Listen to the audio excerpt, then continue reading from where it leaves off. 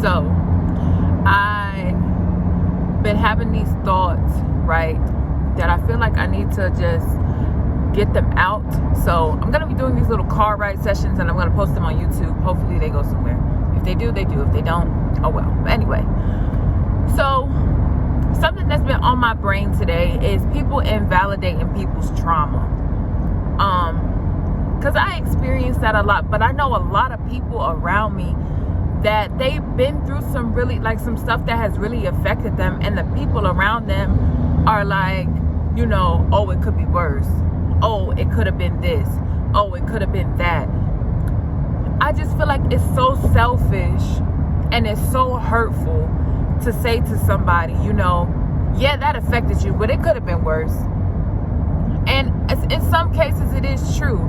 But where do you get off telling somebody that, you know, what you went through, it doesn't matter?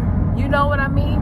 Because I'm a very big believer on, no, you are not a victim. Don't be a victim, because when you become a victim, you become a sucker. Like, you want everybody to feel some type of way. Like, you know, you want these handouts for things that you shouldn't need handouts for. But you cannot invalidate somebody's experience. You know what I'm saying? And everybody's threshold for pain and substance and trauma is different. And I just think it's one of the most hurtful things in the world for you to express yourself to somebody, to say, you know, this is what happened to me, and somebody be like, well, it could have been worse. Prime example, me and my sister have this strange relationship because her and I are 16 years apart.